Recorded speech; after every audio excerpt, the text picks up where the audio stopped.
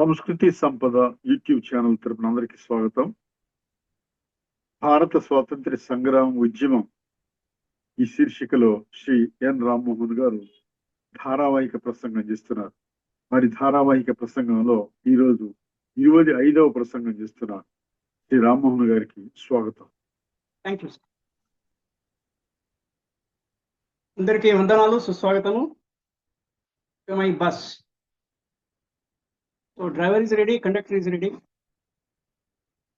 Driver నేను, conductor Bittu గారు, మీరంతా ప్యాసింజర్.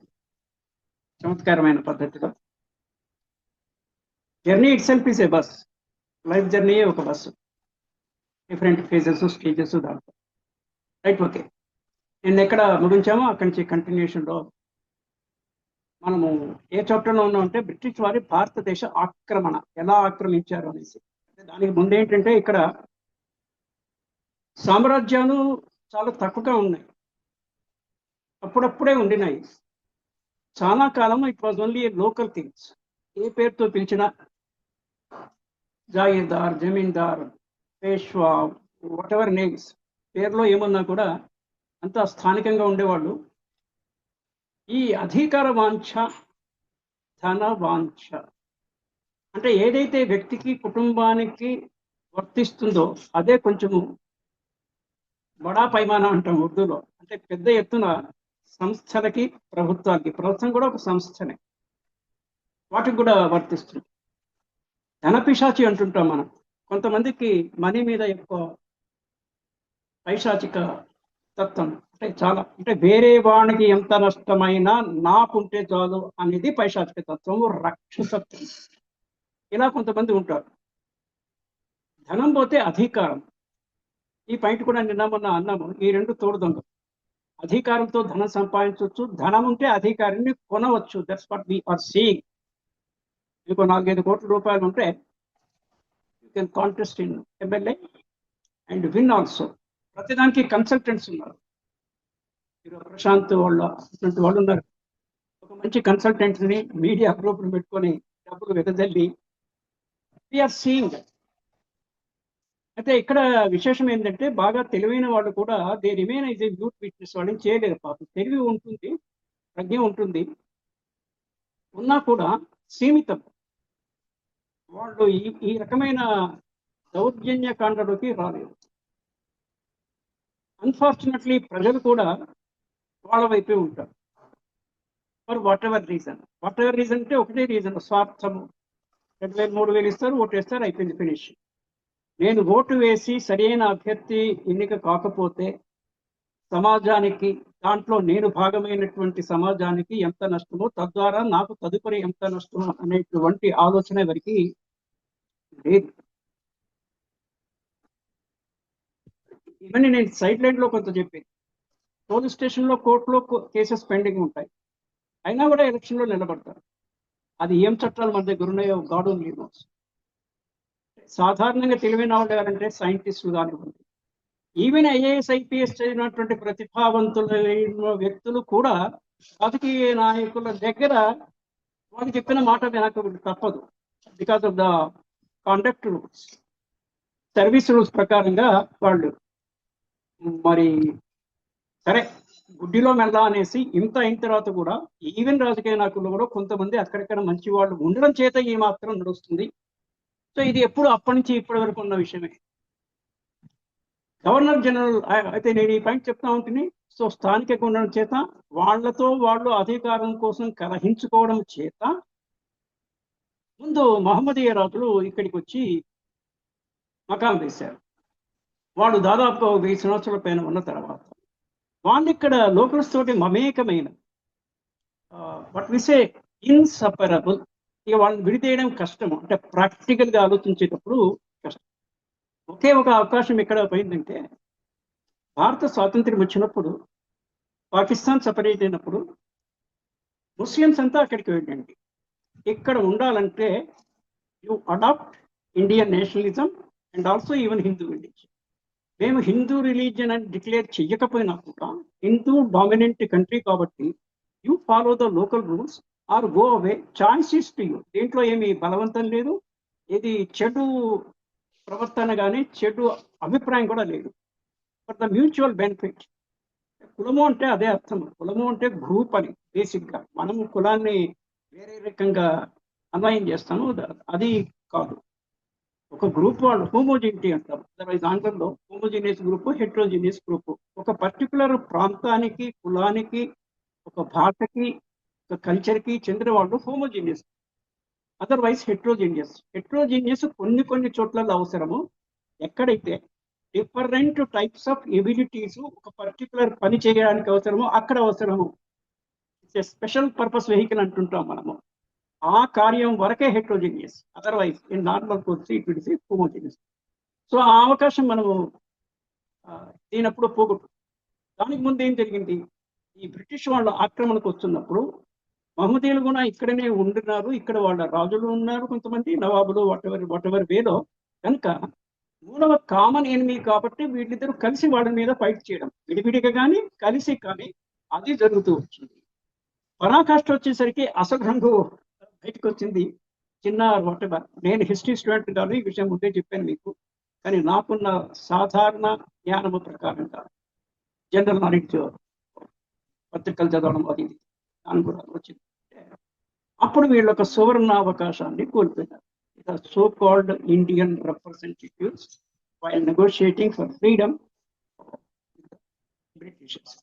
సో ఇది బ్యాక్గ్రౌండ్.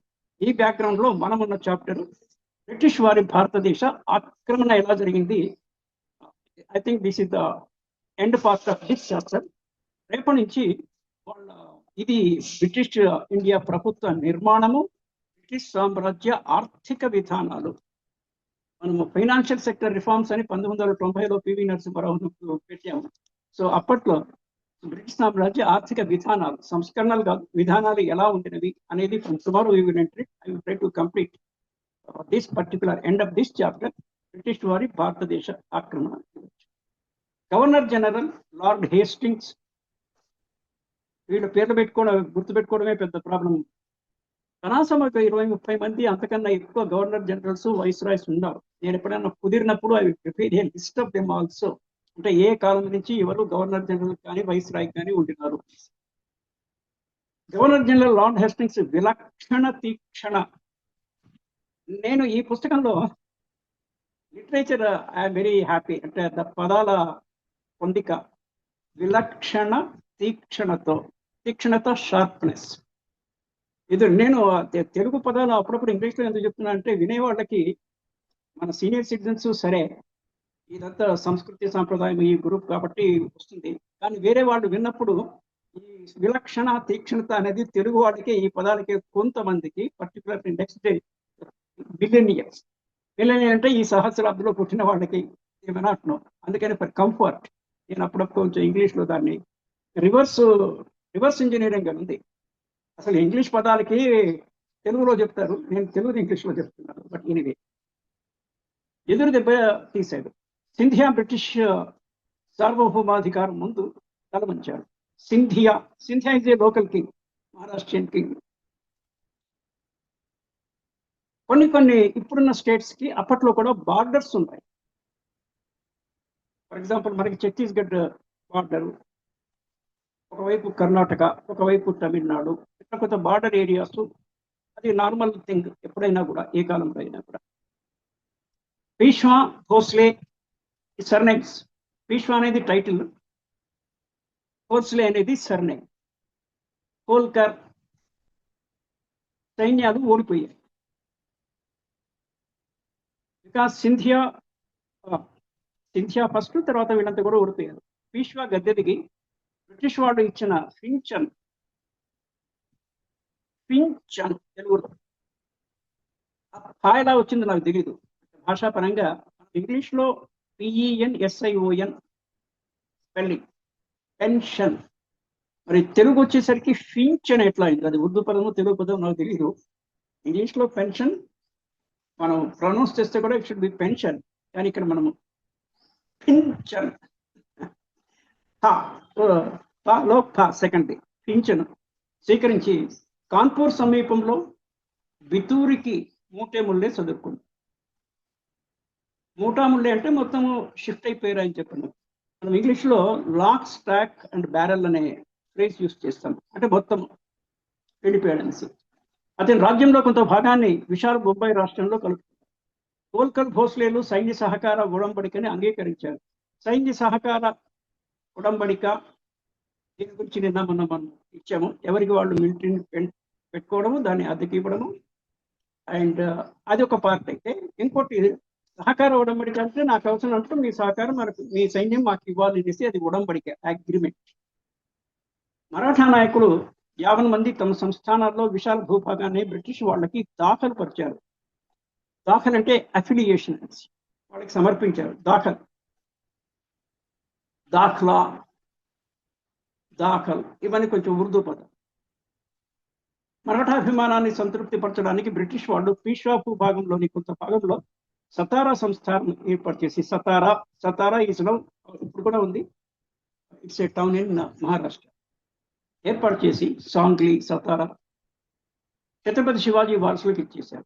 సతారా అంటే చూడండి ఎంత దారుణము. భూమంత ప్రియ అనేసి అధికారం ఉంది అనేసి మనకు సామెత ఉంది.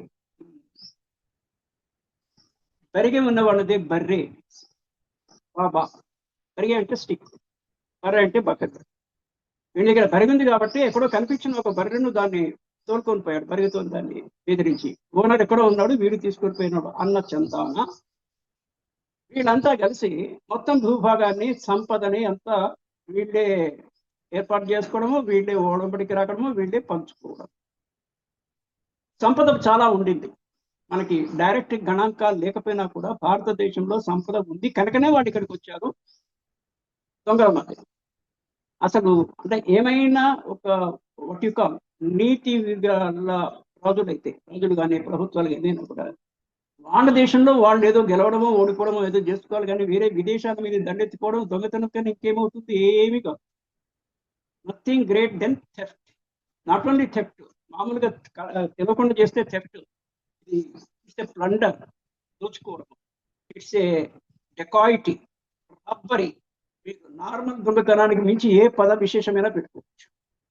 Anyway, that's what that is happened and that is what is happening even now also in the Iran US war. Satara పూర్తిగా బ్రిటిష్ అధీన సంస్థానమైంది. భారతదేశంలో మిగతా ప్రభుత్వం మాదిరిగానే మరాఠా నాయకులు కూడా బ్రిటిష్ వారి దయా దాక్షిణ్యాల మీద ఆధారపడి మనుగడ సాగించారు. మనుగడ అంటే లైక్ రాజపుఠాన సంస్థానాలు, రాజ్పూత్స్, తెలుగులో రాజపుఠాన సంస్థానాలు అనేక దశాబ్దాలుగా సింధియా, హోల్కర్ల ఆధిపత్యం కింద పొద్దుపుచ్చుతున్నాయి. చూడండి, చాలా విచిత్రమైన పదాలు. పొద్దుపుచ్చుతున్నాయంటే కాలక్షేపం చేయడం, నో అవుట్కమ్ ఏం లేదు, ఏదో టైం పాస్ అవుతుందా, అవుతుంది అని.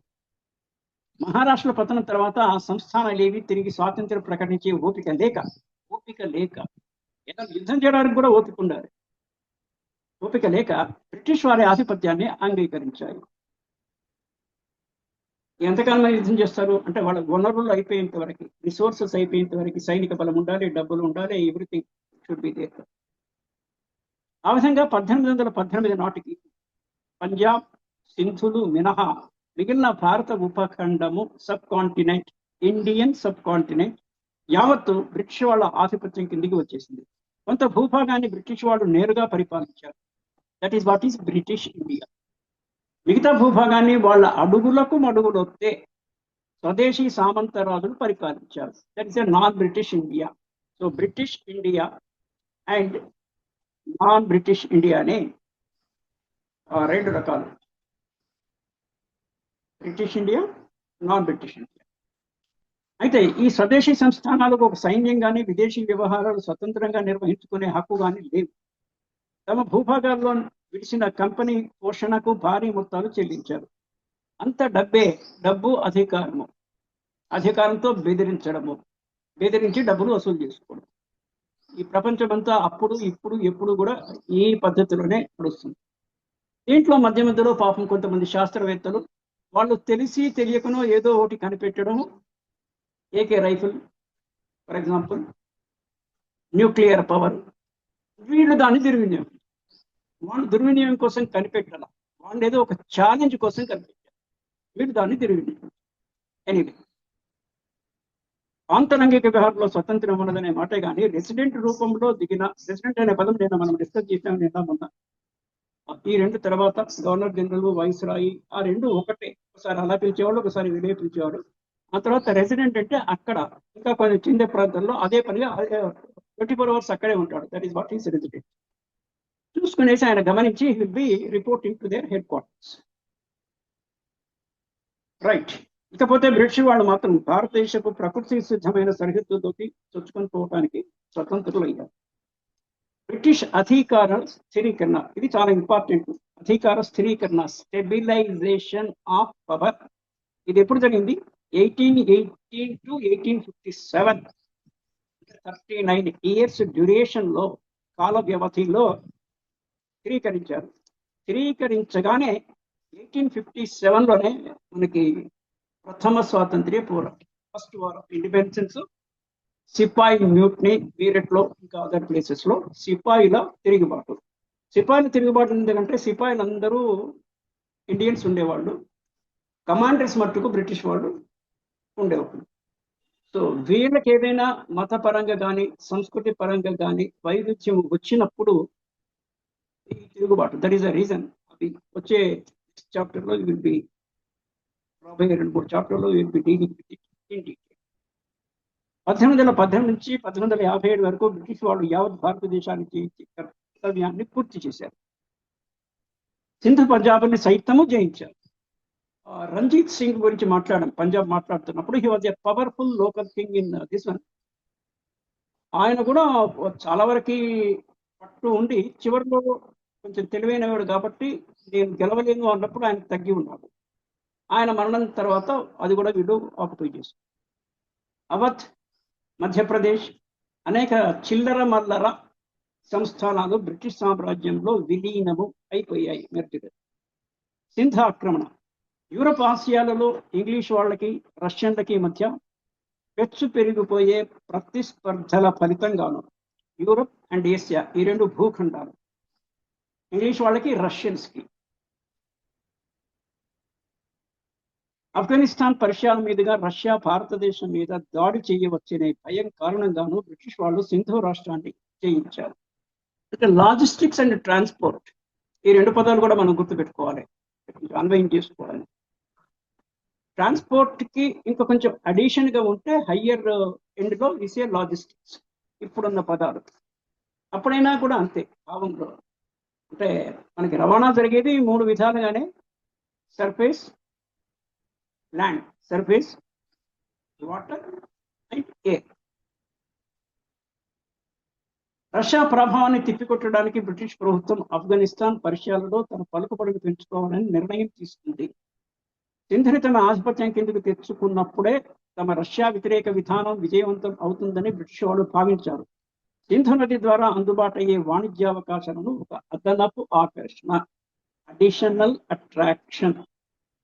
1832లో చేసుకున్న ఒక ఉడంబడిక ద్వారా సింధులోని నదులు, రహదారులు, water transport and road transport, British వ్యాపార వాణిజ్యాలు, వ్యాపారం అంటే ట్రేడ్, వాణిజ్యం అంటే కామర్స్, ఇంగ్లీష్లో రెండు కలిపి క్యాట్, ఇల్లి కాదు, కామర్స్ అండ్ ట్రేడ్, బార్లా తెరుచుకున్నాయి. బార్లా అంటే ఓపెన్, టూ మచ్ ఓపెన్.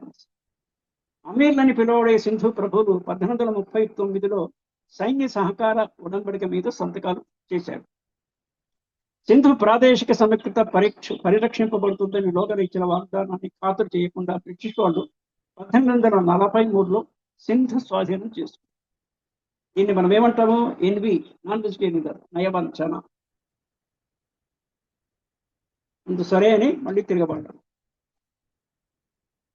ఆ దండయాత్రకి సారథ్యం వహించిన సర్ చార్లెస్, ఈ సర్రు అనేది ఒకటి, వాళ్ళు పోయిన తర్వాత కూడా మనం ఇంకా పుస్తకాల్లో సర్రు తీసేసి మిగిలిన పేరు రాయాలి.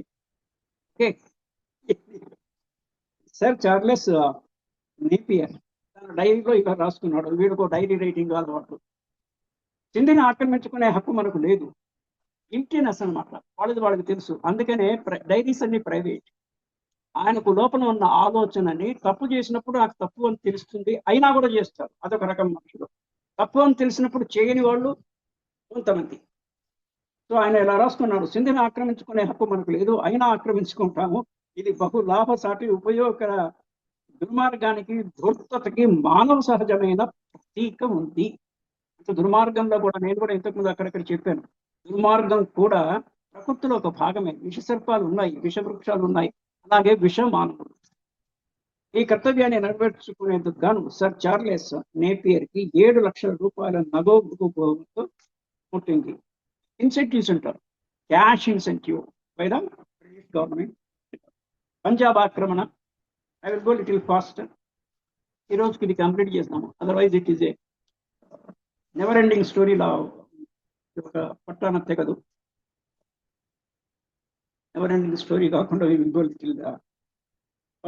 పంజాబ్ ఆక్రమణ 1839లో, 1844లో మహారాజా రంజిత్ సింగ్ మరణము, 1830లలో ఆయన మరణించిన తర్వాత ఇందాక ఆయన పేరు వచ్చింది, వీక్ అయిపోయింది పంజాబ్. 1844లో సిక్కు ద్వేషిగా ప్రతీతి పొందిన మేజర్ బ్రాడ్ఫోర్ట్, మేజర్ యుద్ధానికి సంబంధించినటువంటి titles, major, commander, lieutenant governor, ఇవన్నీ. రైట్. అవినీతి పరులైన పంజాబ్ నాయకులు, పంజాబ్లో జాట్స్, అగ్రికల్చర్లు, అంటే అప్పుడు ఎవరికి అందరూ ఒక ముఠాలుగా తయారై ఎవరికి దోచింది వాళ్ళు దోచుకున్నారు. ముందు అదనపు బలాల కోసము సిక్కుల్ని ఏకం చేసింది ఎవరు? విదేశీ ప్రమాదము హిందూ ముస్లిం సిక్కుల్ని ఏకం చేసింది. అది ఎంతకాలం నిలవలేదు. Hindu, Muslim and Sikhs. పంజాబ్ సైన్యము ఆదర్శప్రాయమైన ధైర్య సాహసాలతో వీరోచితంగా పోరాడింది. కానీ పంజాబ్ నాయకులు కొందరు దేశద్రోహులుగా తయారు. ఆత్మద్రోహము, దేశద్రోహము. ఇక ఆత్మద్రోహం చేసుకున్న తర్వాత మనిషి ఇంకా పడిపోతాడు అనమాట. ఏదైనా చేస్తాడు వాడు చచ్చేంత వరకు వాడు చేసిన కుట్రకి వాడే బలవుతాడు. దుస్సాంగత్యంలో దుర్మార్గులు వీళ్ళని ఉపయోగించుకొని ఆ తర్వాత వీడిని అంతం చేస్తారు. ఆ జ్ఞానం వీడికి లోపిస్తుంది. తర్వాత 1846 డిసెంబర్ 16 మరొక ఒప్పందం మీద సంతకం చేశారు. ఒప్పందాల మీద ఒప్పందాలు అయినా కూడా బ్రిటిష్ అధికారంలో సామ్రాజ్యవాద దురాక్రమణ పూర్తిల వర్గాలు ఇంకా అసంతృప్తిని కావాలి. ఇంకా ఇంకా ఇంకా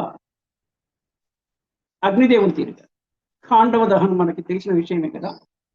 అజీర్తి ఎక్కువైపోయింది, నేను ఈ మొత్తం అడవినంతా తినేయాలి అన్నాడు.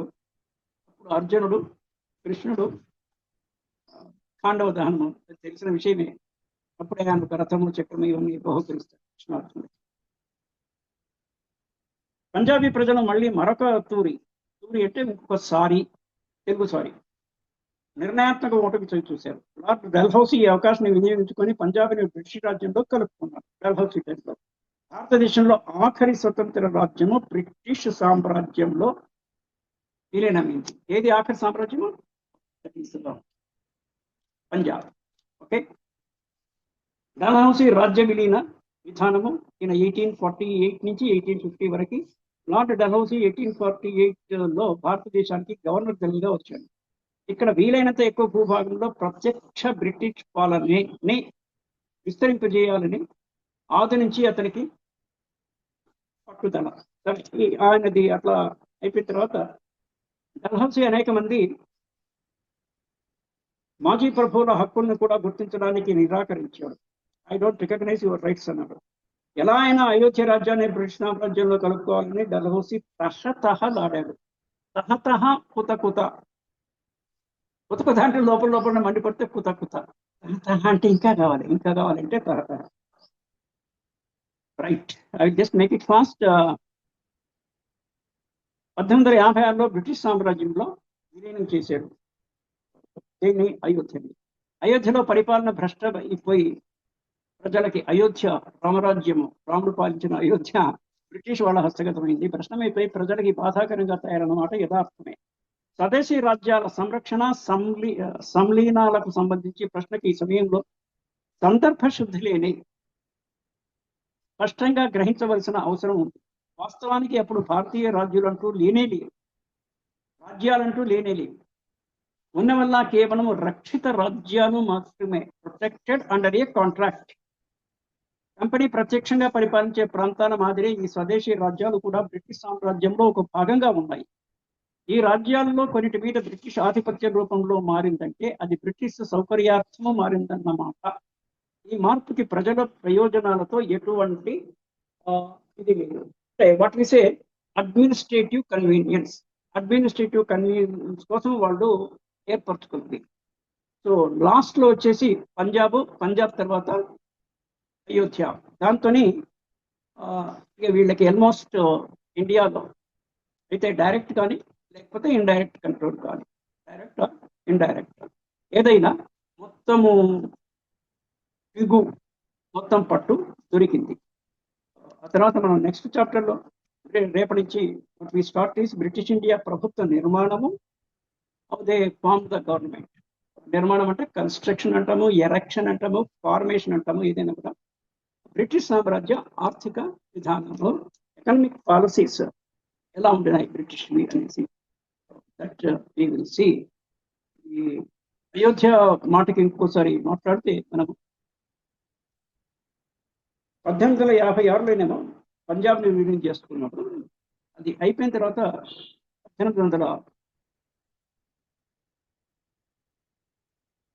1853లో అంతకుముందు పత్తి కొరత తీర్చడానికి ఎక్కడ బ్రిటిష్లో మాంచెస్టర్ అన్న పదం అని వచ్చింది. ఇవన్నీ కాటన్ మిల్స్ అవన్నీ ఎక్కడ ఎక్కువ ఉండేది. వాళ్ళకి రా కాటన్ ముడి పత్తి అవసరం అనేసి అక్కడ పత్తి కొరత, అక్కడ అంటే ఇంగ్లాండ్లో, బ్రిటిష్ అక్కడ పత్తి కొరత తీర్చడానికి డల్హౌసీ దండిగా పత్తి పండే బీరార్ రాష్ట్రాన్ని నైజాం నవాబు నుంచి 1853లో లాగేశాడు. లాగు, గుంజు ఇవన్నీ పదాలు ఇక్కడ. విషయాలతో కూరుకుపోయిన స్వార్థ పనులు, సత్పరిపాలన గురించి కానీ ప్రజా సంక్షేమం గురించి కానీ వాళ్ళు బొత్తిగా పట్టించుకోలేదు. బొత్తిగా అసలే. అటువంటి హీనమైన పరిస్థితికి బ్రిటిష్ వాళ్ళ బాధ్యత కూడా కొంత ఉంది. ఇంకో దగ్గర ఒక మెన్షన్ ఏమొచ్చిందంటే బ్రిటిష్ వాళ్ళు దేవర్ 3 విషయాలను వాళ్ళు దేవర్ సీన్. అది రేపు మళ్ళీ మనకి వివరణలో వస్తుంది. ఒకటి, శాంతి భద్రతలు ఉండాలి దేశంలో. ఎందుకంటే శాంతి భద్రత ఉన్నప్పుడు ఆ ముసుగులో శాంతి భద్రత ఉందని ఎవరికైనా వాడు చేసుకుంటూ పోతున్నాడని మిగిలిన పట్టించుకో. అప్పట్లో ఇంత మీడియా, న్యూస్ పేపర్లు ఇవన్నీ లేదు కదా. సో హయ్యర్ లెవెల్లో గవర్నమెంట్స్ కానీ బ్రిటిష్ వాళ్ళు కూడా ఏం చేస్తున్నారు అనేది ఎవరు పట్టించుకో. దానికోసమని పీస్ అవసరం. శాంతి భద్రత ముసుగులో వీళ్ళేంటి, ఈస్ట్ ఇండియా కంపెనీ మేమెంత సంపాదించుకోవాలి నెంబర్ 1. మాకి బ్రిటిష్ గవర్నమెంట్ అండ ఉండడానికి వాళ్ళకి ఎంత ముట్ట చెప్పాలి. So sharing of the wealth between east India company and the British. ప్రజల కళ్ళు కప్పడానికి, ప్రజల్లో అసంతృప్తి రాకుండా, యాజిటేషన్ రాకుండా కొంత మినిమం పీస్ అండ్ శాంతి భద్రత, సెక్యూరిటీ ప్రొవైడ్ చేయడము. అది కొంతమంది గమనించి అజిటేషన్ రూపంలో వచ్చినప్పుడు యాజిటేషన్ని అణచి మళ్ళీ పీస్ అండ్ సెక్యూరిటీని పునరుద్ధరణము అనేటువంటి 3 ప్రాతిపదిక మీద జరుగుతుందనేటువంటి విషయము. నవాబుల దుష్పరిపాలన వల్ల అయోధ్యని బ్రిటిష్ సామ్రాజ్యంలో విలీనం చేయవలసి వచ్చింది. కొన్ని అంటే మనం ఏం చేయలేకపోయినా కూడా, మనం ఏం చేయలేదు, కొన్నిటికి అతిగా మనం స్పందించాల్సిన పని కూడా లేదు. ఇట్లా ఇలానే జరుగుతుంది అనేసి. కానీ మన కర్తవ్యాన్ని మట్టుకు మనం పాటించాలి. అంటే ఏ కాలంలో ఆ కాలంలో we also for the work for the future అని మాట వస్తుంది. అంటే పాస్ట్ ఎక్స్పీరియన్స్ తోని ప్రజెంట్ లో చేసే పని ఫ్యూచర్ లో మనల్ని మనం మెరుగుపరుచుకోవడానికి అన్న పాయింట్. ఫ్యూచర్ అంటే ఎవరు? మన ఫ్యూచరే కాదు, మన నెక్స్ట్ వారసులు, మన నెక్స్ట్ జనరేషన్స్ వాళ్ళకు కూడా మనం పని చేయాలి. అలా పూర్వీకులు కొంతమంది పని చేయకపోవడం మూలాననే ఈ దురాక్రమణకి, అంటే బ్రిటిష్ వాళ్ళు not only India, they ruled ఎవ్రీవే. స్వయం సంసిద్ధత ఉండాలి కదా. అఫెన్సివ్, డిఫెన్సివ్ అని 2 పదాలు. మనకి కొంత అఫెన్సివ్ గా వెళ్ళాలి, అవసరాన్ని బట్టి. అఫెన్సివ్ గా తక్కువ ఉండాలి, డిఫెన్సివ్ మట్టుకు 100% ఉండాలి, 100% మించి ఉండాలి. నేను ఎవరి జోలికి పోను, నా దగ్గరికి, నా జోలికి ఎవరు రావడానికి లేదు అన్న కఠినంగా వ్యవహరించలేదు పాలకులు.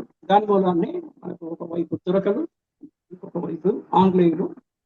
ఏదో జరిగింది అయిపోయింది. That we need not take too much in to this one. మనం ఉంటాం. Thank you. This will stop today. Tomorrow we will enter a news chapter. Done sir.